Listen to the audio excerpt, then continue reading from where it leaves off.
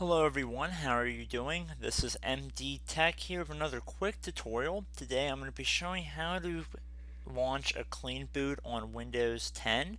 This tutorial will apply for earlier versions of Windows, but I'm running on a Windows 10 computer, so I just want everyone to be clear of that. So clean booting is especially useful if you're looking to determine software conflicts or problems you may be having with certain updates or programs within your Windows computer. So this is accomplished by running a very minimal set of programs when you turn on your computer. So it should be used more as a troubleshooting platform to try and figure out what your issue is than an everyday computer environment. So in this tutorial I'll be showing how to get into the clean boot settings. So we're going to start by heading over to our start button and right clicking on it. And I should point out that you have to be an administrator or have an administrator privileges in order to do what we're about to do. So with that out of the way, we want to left click on run. And now we want to type in msconfig and then hit enter on your keyboard or left click on OK.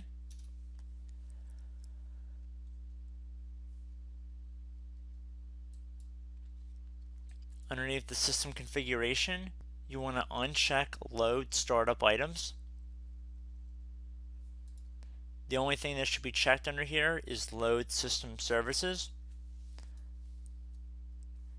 And this other option that says use original boot configuration, that'll be checkmarked, but it'll be grayed out, so you can leave that alone. Now you want to head up to the services tab and you want to check the hide all Microsoft services box. You want to left click on hide all Microsoft services, and now you want to click on disable all. This will disable all non-Microsoft services. Now you want to tap on the startup section at the top. And then you want to left click on Open Task Manager.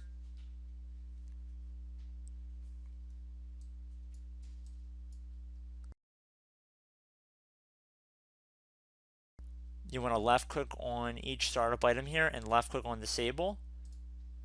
So in my case I only have two.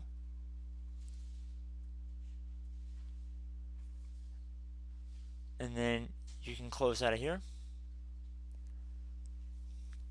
Then click Apply and OK. You might receive a system configuration notice telling you to restart your computer in order to apply these changes. What you want to do is left click on Restart.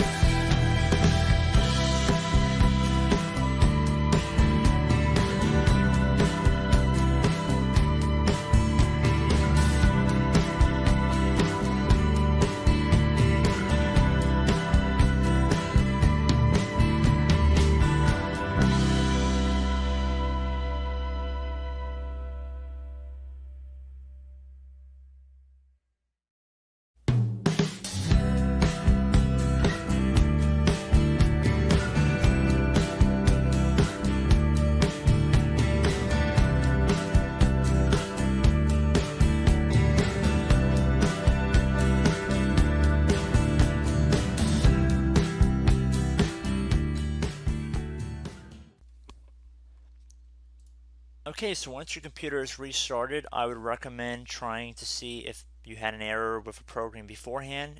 Try running that program again to see if it worked. If you had a problem with an update, see if you can uninstall that update and see if it would work, if your problem would be resolved. If not, we could go back into msconfig. So if we right click on the start button and then click on run, msconfig. If we went underneath the services tab, and then we hide all Microsoft services, start check marking certain services and go down the list and then restart the computer and see if your issue has been resolved. And then you can narrow it down based upon that if you believe it's a service that's causing this error. And then underneath the startup tab, if we go back on task manager, and then try doing the same thing with the startup programs and see if one of them is causing the issue, because basically all non-Microsoft services have been disabled, and we have disabled our startup entries that are not critical to Windows booting up. So then at that point you would try and see if you could resolve the issue that way. So hopefully once you finish resolving your issue, if you can, what you want to do is we will have to go in reverse and undo what we did to disable everything and put it in a clean boot state.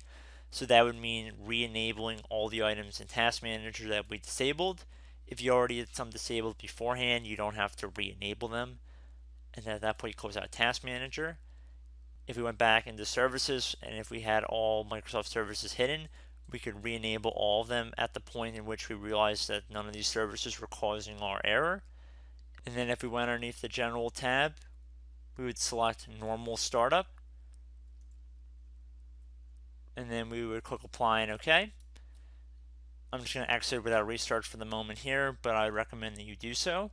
So once you make sure all your services are re-enabled, your startup items are enabled as well, you should be good to go. Hopefully in the meanwhile, in between, you can find out exactly what program is causing it, and by reducing the number of possibilities one at a time, hopefully you should be able to figure out what is causing a conflict on your computer. So I know this tutorial was kind of generic, but there could be a lot of reasons why you'd want to run a clean boot. So I really don't want to go to any one specific path, but I know a lot of errors that could be caused by something like Windows Update or new drivers or programs that you just installed or something that is conflicting that just appeared out of nowhere. There usually is some way to trace it, and people normally have some sort of idea as to what caused it. So I hope this tutorial helped you guys out, and I will see you in the next video. Goodbye.